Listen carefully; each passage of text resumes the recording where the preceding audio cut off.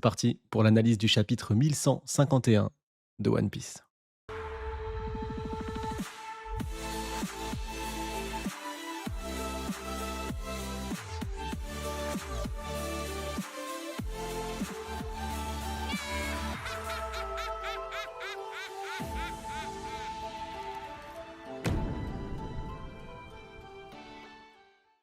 J'ai compris. C'est l'intitulé du coup du chapitre 1151 de One Piece. Et le chapitre commence du coup avec des explications, ou tout du moins une partie d'explications sur la forme démoniaque, avec les critiques qu'on a eues de beaucoup de fans de One Piece, ou de supposés fans, je sais pas. On peut être fan et ne pas aimer, c'est pas incompatible. Mais sur les capacités démoniaques et sur la faculté de renverser l'esprit des gens et la manipulation qu'avait Mou. Et avec ce discours de mais si c'est aussi simple, pourquoi ne pas l'avoir fait avant? Parce que c'est pas aussi simple et parce qu'à chaque pouvoir, il y a un contre-pouvoir et là, on commence tout doucement à nous expliquer.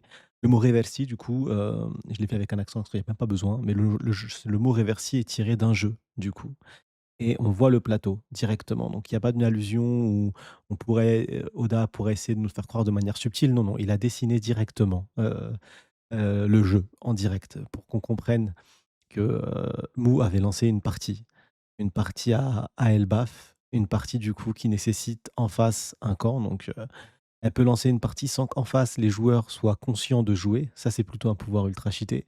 Mais forcément derrière, il va y avoir des blancs qui mangent des noirs. Les pions noirs sont les pions de Mou. Les pions, je vais y arriver, les pions blancs sont le pion du coup du clan des Elbaf et des Mugiwara. On va les appeler les résistants et ils vont devoir du coup les manger. Ça, c'est l'indication qu'on a de par le plateau, sinon on ne nous l'aurait pas montré et on n'aurait pas tiré d'un jeu. Un jeu, on le joue à 2 ou à plusieurs, mais il n'y a pas qu'un seul gagnant ou tout du moins, une partie se joue avec des coups qu'on donne et qu'on rend. Donc on va pouvoir voir dans les prochains chapitres les pions blancs manger les pions noirs. C'est l'élément qu'on nous donne et maintenant la question qu'on peut se poser, c'est comment? Comment réaliser ce changement de camp, ce rechangement de camp? Qu'est-ce qui va se passer pour Dory et Broggy si on arrive à les switcher, du coup? Ça qui va être intéressant, c'est de se poser la question du comment.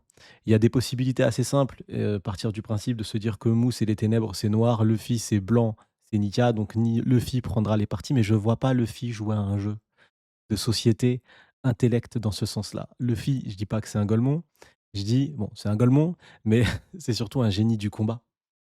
Je le vois pas comme un stratège, pour ceux qui connaissent le manga Kingdom, un grand général sous les cieux qui est capable d'imposer un plan, une stratégie, de sacrifier des pions pour en gagner d'autres derrière, pour pouvoir les récupérer.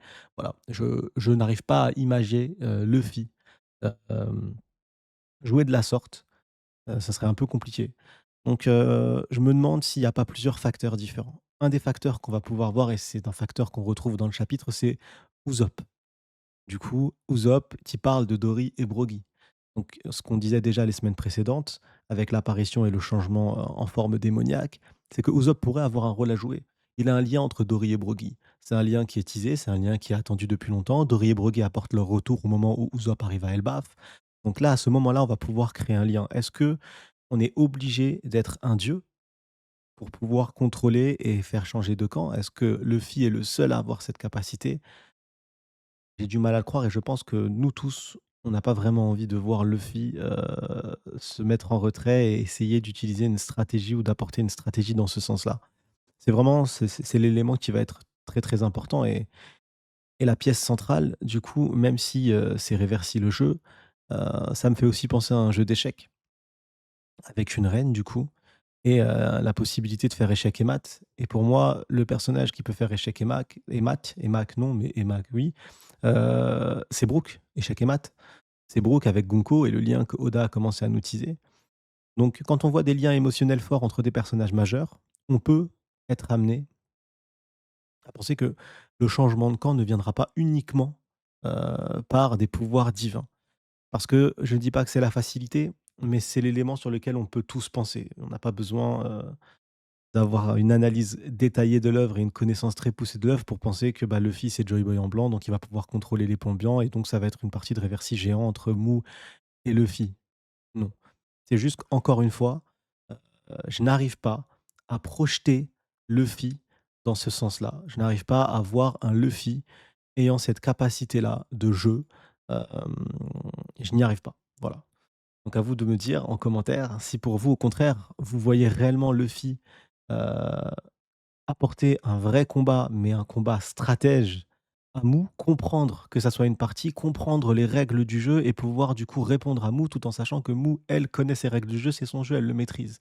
Elle le connaît. Il faudrait que Luffy, du coup, arrive à faire une corrélation entre son fruit du démon et ce jeu-là et comprendre qu'il y a un switch à faire et comprendre les règles pour pouvoir y jouer.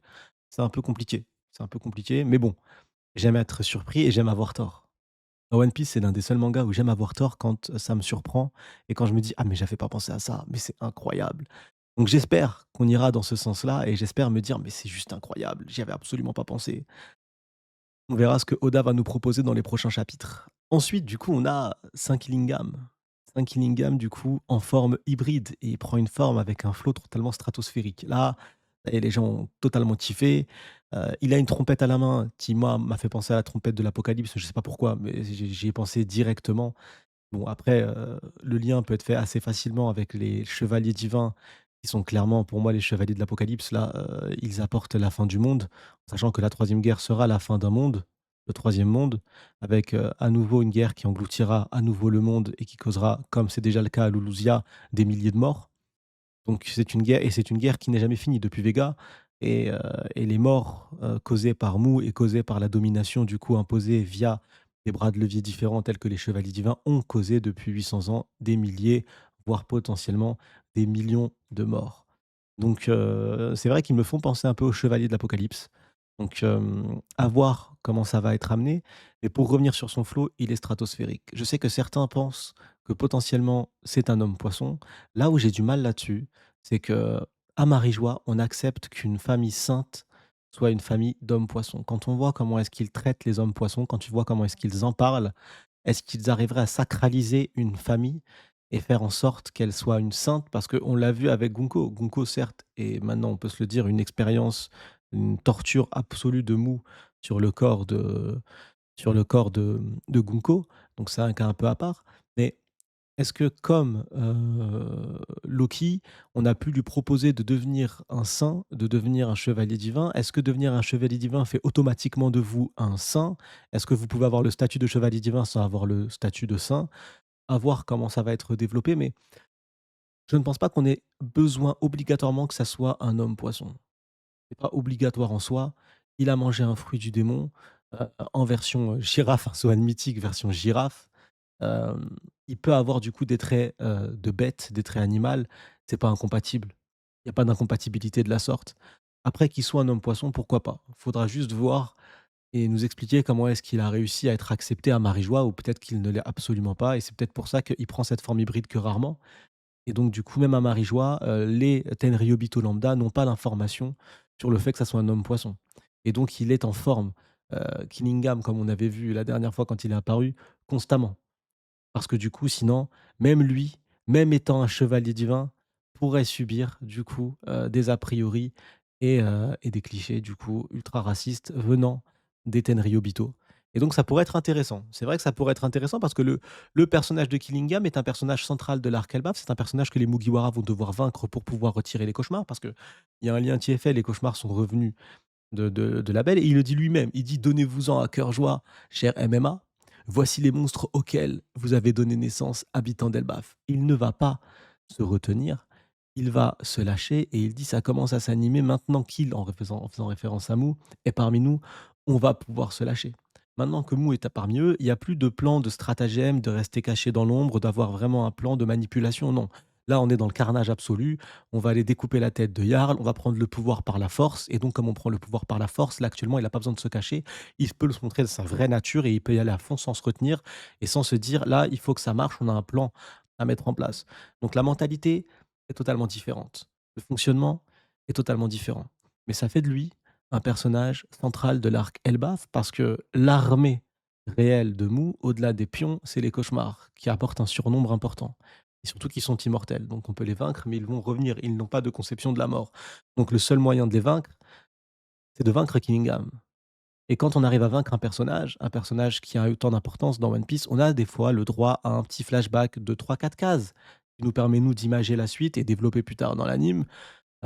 Et ça pourrait être intéressant de voir que oui, c'était un homme poisson et que même lui, à Marie-Joie, il devait se cacher et du coup, il avait cette forme, qu'on a vue au tout début et constamment et il y a que du coup, loin de ses terres, loin des yeux des Tenryubito, qu'il peut permettre de prendre cette forme-là.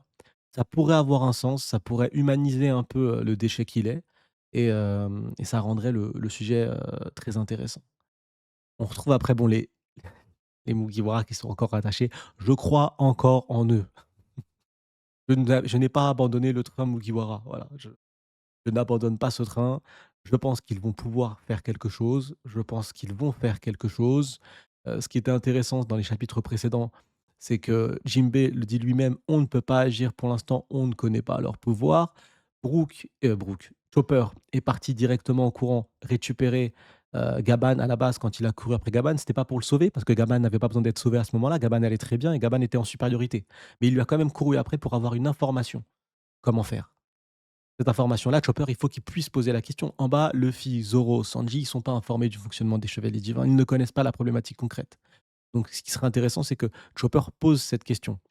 Et soit par le biais de Sanji, soit par Zoro, je ne crois pas, mais peut-être par le biais de Sanji, qui est un fin stratège, un génie tout simplement, ou par le biais de Chopper qui remonte, du coup, après avoir stabilisé le cas de Gaban, on pourrait avoir, du coup, hem, les Mugiwara qui soient libérés par Sanji et que Sanji les laisse, en fait. Parce qu'il leur fait confiance, tout simplement. Comme il l'a déjà fait, on peut se rappeler et bon, c'est un cas particulier parce qu'il ne tape pas les femmes. Mais quoi qu'il arrive, à Onigashima où les gens se sont moqués de lui quand il criait: «Robin, viens m'aider, sauve-moi!» et il a mis de côté sa fierté parce qu'il a confiance en plus. Au-delà de pas toucher une femme, il a confiance en Robin, il sait que Robin peut gagner. Et là, en l'occurrence, il serait intéressant que soit Sanji, soit Zoro les libèrent, mais qu'on ait une discussion. On vous laisse, on doit affronter d'autres, on vous laisse, on a confiance. On sait que vous allez le faire. Et ça, ce serait très intéressant. Ça permettrait de remettre en avant les Mugiwara et du coup que les Mugiwara, en l'occurrence, affrontent Sommers et Killingham. Ça pourrait être vraiment sympa que Robin prenne sa revanche sur Sommers. Donc on pourrait avoir Robin versus Sommers accompagné du coup d'une autre Mugiwara, un 2 contre 2. Et on pourrait avoir du coup 2 autres Mugiwara qui affronteraient Killingham et qui arriveraient à les vaincre. Qui arriveraient à les vaincre par une stratégie, parce que là, à la base, on était dans le principe du jeu, initialement. On n'était pas dans le principe du jeu au début de l'arc et on s'était dit ça pouvait je m'étais dit, pardon, je prends la responsabilité quand même de mes mots, mais on s'était dit que ça pourrait être intéressant. Je vous ai quand même remis dans la sauce, j'ai redit «on», hein. Ça pourrait être grave intéressant que, les Mugiwara puissent vaincre les chevaliers divins, mais par le jeu. L'objectif, c'est un jeu, donc pas les vaincre réellement, ce qui permettrait de garder les chevaliers divins en haute estime. Je pense que du coup, je me suis trompé là-dessus. Vu que Chopper va avoir l'information sur comment contrer leur régène, ça va être de les vaincre.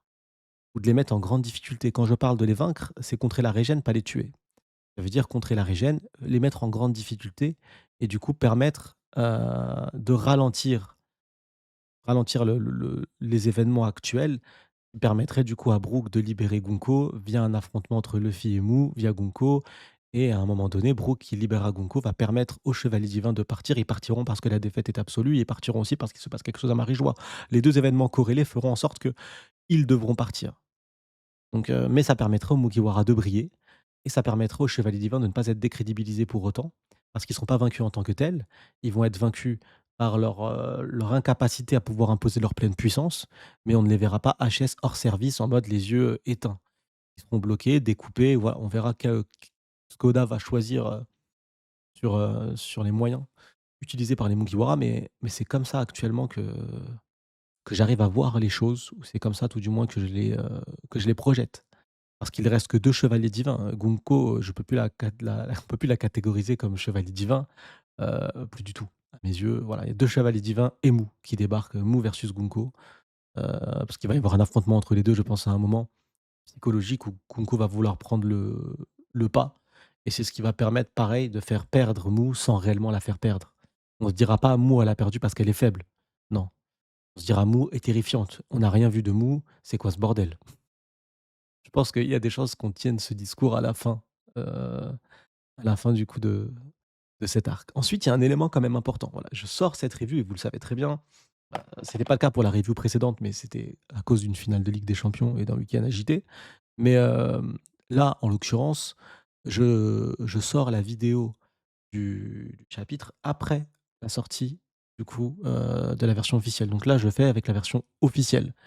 Je sais que c'est hors temps en termes de stats, je me pénalise, je me tire une balle dans le pied, mais c'est super important. C'est super important parce que dans la trad non officielle, on nous parle du cœur d'Elbaf. On nous parle du cœur d'Elbaf, en mettant des guillemets en plus.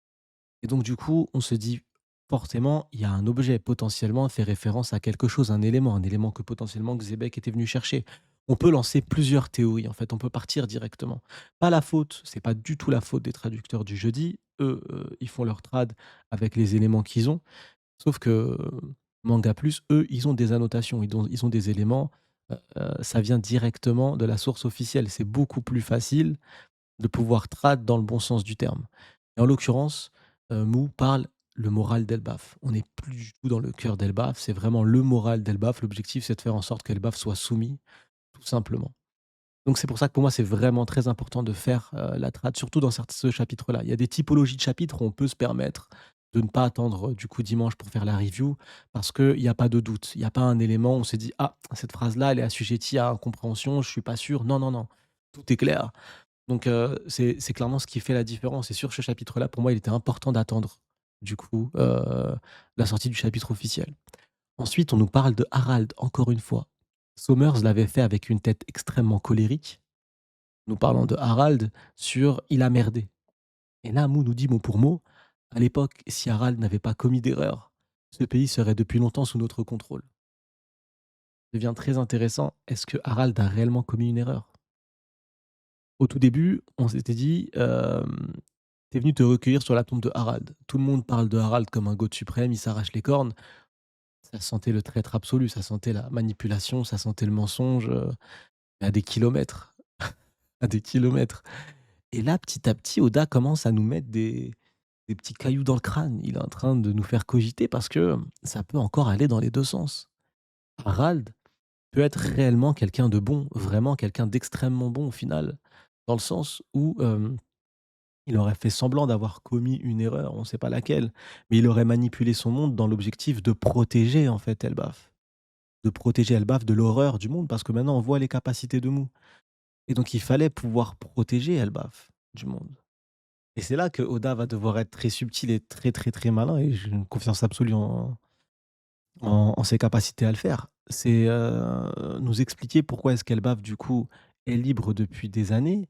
Heu, il y a un lien entre le gouvernement mondial. Initialement, on pensait qu'il y avait aucun lien entre le gouvernement mondial et Elbaf et que c'était fermé du monde un peu, comme Wano Kuni, mais c'est absolument pas le cas.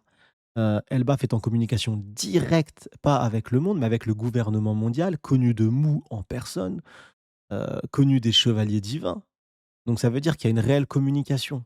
Donc qui dit communication dit négociation, dit échange. Donc quels ont été du coup les mots qui ont permis à Elbaf d'exister encore? Ça, c'est intéressant. Ça, c'est super intéressant. Après, on peut aussi aller un peu plus loin et se dire que là, les choses ont changé parce que maintenant, il y a Mother Flame, parce que Mou a ressenti la puissance de Joy Boy, parce que les géants n'étaient plus devenus une menace pour le gouvernement mondial parce qu'ils s'étaient pacifiés. C'était plus réellement des réelles menaces. Donc le gouvernement mondial n'avait pas à s'inquiéter des géants. Au contraire, ils étaient prêts à créer leurs propres géants. Et encore une fois, je me répète sur les vidéos précédentes, mais c'est vraiment le schéma du nouveau monde. Si on devrait décrire le nouveau monde après une relecture, c'est le mot géantification et science, qui est mis en avant depuis le début. Punk Hazard, expérience de géantification sur des prisonniers, création des numbers par erreur, vendu à un empereur. Big Mom, du coup, Whole Cake Iceland, c'est quoi? C'est la géantification avec César. S'est fait mitonner par César, mais ce qu'elle voulait initialement, elle, c'était de la géantification. Ensuite, on a les Smoke, qui eux ont refait du coup complètement la création de clones. Ils ont réussi à créer des clones. Le Par la science, on a aussi la création d'un réel fruit du démon, pas un smile. On avait les smiles éclatés au sol via César et on avait du coup, Vega qui pour lui est un échec, mais l'échec c'est la couleur en fait. Momonosuke a réellement un fruit du démon qui est un vrai fruit du démon, mais qui est créé 100 par la science, sans avoir les moyens qu'ils avaient à l'époque. Ça veut dire que Vega, avec les moyens de ce monde-là, même s'il était très en avance avec les moyens de ce monde-là, il a réussi à le faire. Il a créé un fruit du démon. Donc, le mot initial du nouveau monde, c'est science. Science, géantification. Donc, on peut se dire que le gouvernement mondial a décidé, suite à la pacification d'Elbaf, qui n'était plus une menace et plus réellement une force, de se dire bah, on va euh, créer nos propres géants. On va créer notre propre force. Ça, c'est un propos qui se tient. À voir du coup si on va aller dans ce sens ou pas. Mais le flashback Harald, il va être d'une importance capitale parce que clairement, c'est la clé de voûte de cet arc, c'est la clé de compréhension de cet arc. On comprendra tout. On comprendra le lien avec le gouvernement mondial, on comprendra ce qui s'est réellement passé avec Loki, on comprendra aussi le sacrifice de Loki. Je pense qu'il n'y a pas de doute, Loki prend quelque chose sur ses épaules d'énorme, un sacrifice énorme, et ça en fait un personnage incroyable. Parce qu'on le sait que Loki est bon rien que par la corrélation qu'il y a entre les animaux, le lien entre Luffy et les animaux, la discussion avec Mossa, qui lui dit arrête de faire l'acteur, et le fait que finalement ça, c'est mon interprétation. Je sais que peut-être, certains ne sont pas d'accord avec moi, mais on a aussi vu des humains dans le royaume des enfers, mais ces humains-là étaient protégés, en fait, par Loki. Il les a soumis en tant que: «Venez, mes gars, vous êtes mes esclaves et tout», mais non, sans Loki, ils sont morts, en fait. Sans Loki, dans ce royaume-là, ils sont morts. Donc en vrai, on peut même se dire que Loki les a sauvés. Donc Loki était peut-être un jeune con, un gamin complètement débile, mais qui a évolué, je pense, et on verra un sacrifice incroyable de ce personnage. Et j'ai réellement hâte de voir ce flashback. On repart sur Chopper. Chopper qui avait sauté du coup dans l'objectif, pas de sauver Gaban initialement, d'avoir des réponses, mais il a dû sauter pour le sauver, parce que Gaban est passé du dominateur au dominé, heu, suite à la manipulation de Gunko et au fait de vouloir tout simplement sauver son enfant, hein. C'est son plus précieux des trésors. Tu peux être l'homme le plus fort du monde, tu peux avoir les capacités les plus folles, mais le lien qu'on te donne, et c'est un peu le message qu'on te donne dans One Piece, hein, et Dragon lui-même le dit, la faiblesse, c'est les enfants, et c'est pour ça que Dragon s'est séparé de son enfant, et il aime Luffy, ça on le sait, il l'a pas abandonné en mode, c'est un déchet, non, il le suit, et ce qui est intéressant, c'est qu'Ivankov, là je vais loin dans vos souvenirs, mais rappelez-vous Ivankov, quand elle dit du coup tout devient clair, elle dit: «Mais c'est pour ça qu'en fait il regardait toujours dans ce sens-là, dans cette direction». Il regardait toujours en direction de son fils, tout le temps. Incroyable, et il était là, alors que son fils est parti réellement en fait, a pris son aventure, son envol officiel, du coup direction Grand Line, et il était là pour stopper Smoker. Il a dit: «C'est cette voie que tu as choisie». Donc c'est super intéressant ce lien-là. Donc tu peux être l'homme le plus fort du monde, tu peux dominer, mais une fois qu'on touche à ce lien précieux, tu es vulnérable, et Chopper du coup va pour le sauver, et on retrouve le guard point, assez énorme, et donc oui voilà, Chopper a réussi à sauver. Mais par contre maintenant il y a des éléments non, mais des éléments ultra intéressants. C'est, Luffy. Luffy a ressenti du coup Chopper. Comment j'ai su que c'était Chopper? Alors maintenant il y a 2 possibilités. Soit Luffy développe la voie de toute chose, soit, c'est le haki de l'observation qui a tout simplement évolué. Pour moi, il y a que ces 2 éléments-là. Je sais, on m'a parlé et j'ai vu, une théorie liée à l'arbre, et c'est l'arbre qui exerce, qui accentue du coup, les pouvoirs. J'irai pas dans ce sens-là encore parce qu'il y a pas d'élément. Là, vraiment, il y a aucun élément qui va dans ce sens-là. Nous, si on prend vraiment de manière ultra pragmatique sur l'œuvre, il y a 2 éléments. C'est le acquis de l'observation, et il y a un autre, c'est, la voie de toute chose. À voir maintenant si c'est réellement la voie de toute chose qui va être développée dans cet arc. Est-ce que c'est le moment de développer la voie de toute chose? Est-ce que la voie de toute chose sera développée à Locktel? Est-ce que la voie de toute chose sera quelque chose de totalement flou et qui restera totalement bizarre? Parce qu'on se rappelle que même Roger, finalement, lui-même, quand il entendait des voix, des rois des mers, bah, ça le perturbait de fou. C'était pas quelque chose qu'il maîtrisait en tant que tel. C'était pas quelque chose dont il avait une gestion, une maîtrise totale. Il subissait la chose, un peu comme Oden. Donc, soit la voix de toute chose sera vraiment une voix, un écho que tu entends du passé, ou un écho qui te permet de parler avec les animaux, avec des êtres spéciaux, ce qui, du coup, ferait un lien. Et là, pareil, là, pareil, il faut aller loin dans vos souvenirs. Vous vous rappelez, la première fois que Luffy part dans le Nouveau Monde, il est accueilli par les baleines qui chantent le retour de Joy Boy, du coup, en l'occurrence. Et parce qu'il avait déjà mangé le fruit du démon, donc potentiellement les baleines le savaient, l'avaient ressenti et sont ressorties fêter. Et pourquoi je parle de ça? C'est parce que du coup, les rois des mers, et c'est en corrélation avec les propos que je vous parle de Roger et d'Oden, parlent des baleines. Des baleines qui vont fêter le retour du coup, du roi, et ce roi est de retour. Donc Luffy est de retour dans le Nouveau Monde, Joy Boy est de retour dans le Nouveau Monde, les baleines ont fêté. Est-ce que du coup, et dans la fresque, on voit des baleines combattre avec des humains au-dessus d'eux, est-ce que du coup, la voix toute chose ne permettrait pas de parler à des créatures avec lesquelles tu ne peux pas parler normalement? Parce que l'objectif du manga One Piece, c'est d'ouvrir les portes à une liberté absolue. En tout cas, c'est l'image que j'en ai des fruits du démon. Hem, la passion et les rêves sont comme le temps, rien ne peut les arrêter. Il en sera ainsi tant qu'il y aura des hommes prêts à donner un sens au mot liberté. Et pour moi, il y a pas de frontières. Joy Boy à l'époque, ou que ce soit du premier du monde ou le deuxième du monde, ont brisé toutes les frontières, ont rendu l'impossible possible. En l'occurrence, les armes antiques, qui sont pour certains des armes, ne peuvent potentiellement ne pas forcément être des armes initialement. C'est ce qui permet de lier le monde. Lie le ciel au reste du monde. Hem, Poséidon lie, les sous-marins au reste du monde, les fonds marins au reste des sous-marins. Tous les sous-marins, les fonds marins au reste du monde.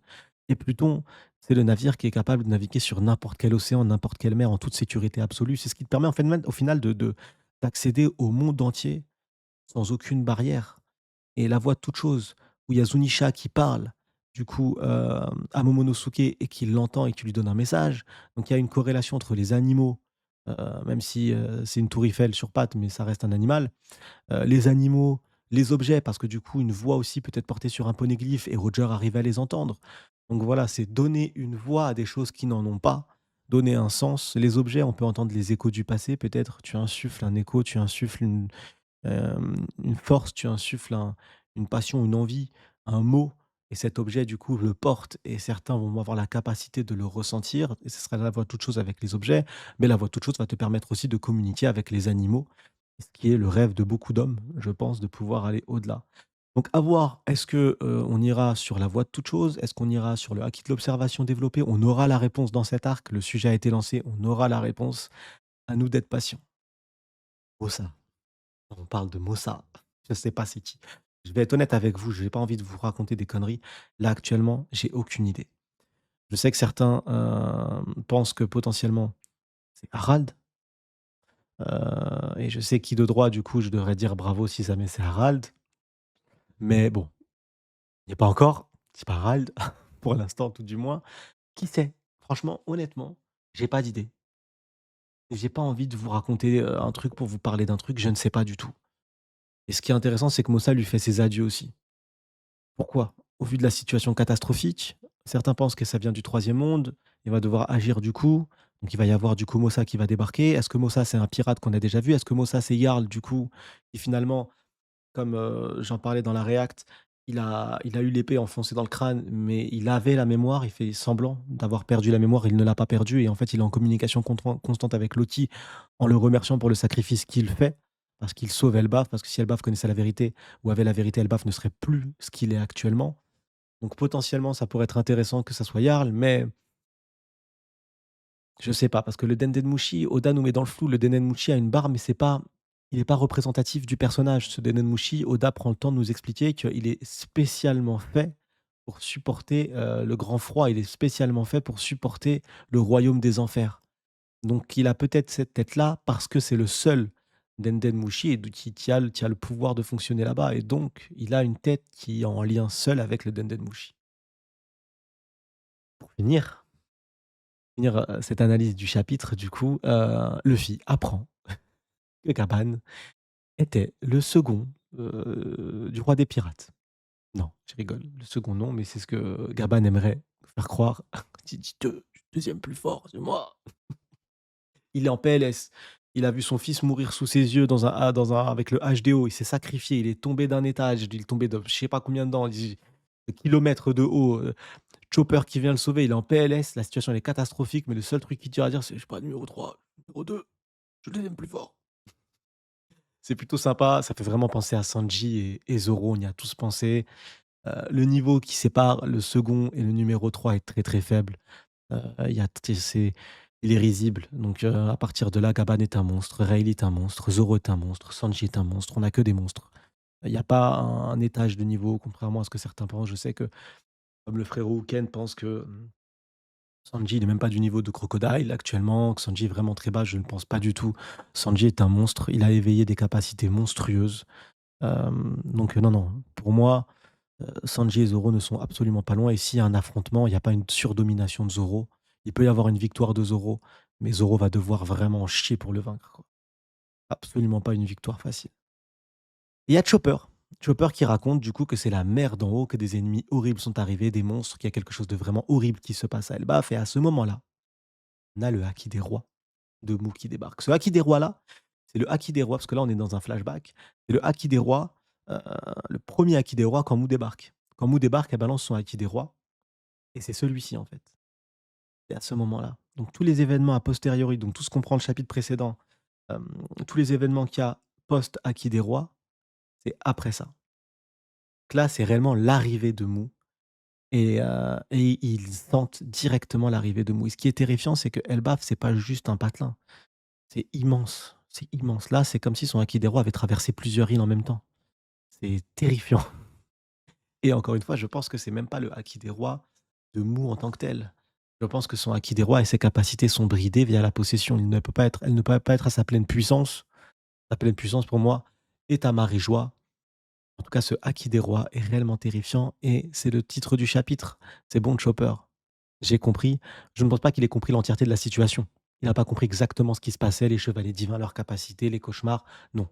Par contre, il a ressenti, et c'est ce que nous avait appris Riley lors de l'arc Wall Cake Island avec Katakuri, c'est que quand tu as un HDO très développé, tu peux ressentir l'intention des gens. Katakuri a senti que Luffy n'était pas un danger pour lui. Luffy a senti qui était Katakuri et il y a un lien qui s'est tissé entre les deux avec la scène où Luffy a posé le chapeau sur la tête de Katakuri et Katakuri qui sourit quand il apprend que Luffy a réussi à partir.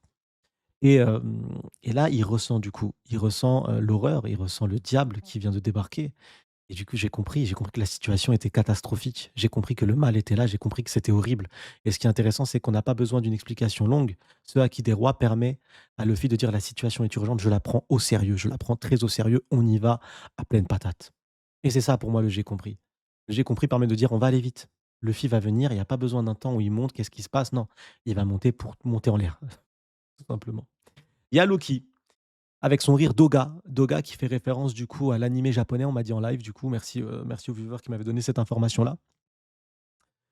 Donc est-ce que cette référence-là, parce qu'on sait que le rire peut être lié au fruit du démon, est-ce que finalement Loki est un fruit du démon proche de celui de Luffy? Pareil à voir, pour l'instant à part un rire, on n'a pas trop d'éléments. On a aussi quand même Loki qui est dessiné comme Joy Boy sur une des fresques où tout brûle, enfin sur une des images où tout brûle, où il tient sa tête et la main sur le ventre et il est mort de rire. Est-ce qu'il va y avoir une, connotation très proche entre les 2 fruits du démon? Je vous laisse me dire en commentaire ce que vous en pensez là-dessus, mais pareil, je m'amuserai pas et ça je le ferai tout le temps à sortir une théorie ou une vision pour sortir une vision, je n'en ai pas actuellement, je ne sais pas du tout. Là-dessus sur Loki, est-ce que c'est du Fenrir? Est-ce que c'est du Gom Gom no Gogomuno? Est-ce que c'est le vrai, fruit du caoutchouc? Mais le fruit du caoutchouc n'est pas lié au cartoon en tant que tel, parce que c'est l'éveil du fruit de Luffy qui a rendu réellement le tout cartoonesque. On s'en approchait, mais c'était pas cartoonesque. L'éveil du fruit du démon de Luffy a rendu l'élément cartoonesque. À voir du coup, ce qui se passera, par la suite. Avant de finir du coup cette analyse, j'aimerais juste voir si vous savez que ça fait 2 au carré en commentaire. Est-ce que vous pouvez me dire 2 au carré, ça fait combien? Bon, la ratiboiserie, elle est toujours finie pour l'instant, mais je crois en Chopper pour un retour de la ratiboiserie. On se retrouve la semaine prochaine sur YouTube pour des vidéos. Du coup, il y a pas de chapitre, mais il y aura des vidéos qui sortiront du coup mercredi et vendredi. Moi, je vous vois mardi et jeudi en live. Mardi, un live spécial 100 One Piece sur Twitch. Sur ce, passez un excellent grand week-end pour ceux qui font le jour férié et force à vous. Prenez soin de vous et prenez soin de vos proches. Salut.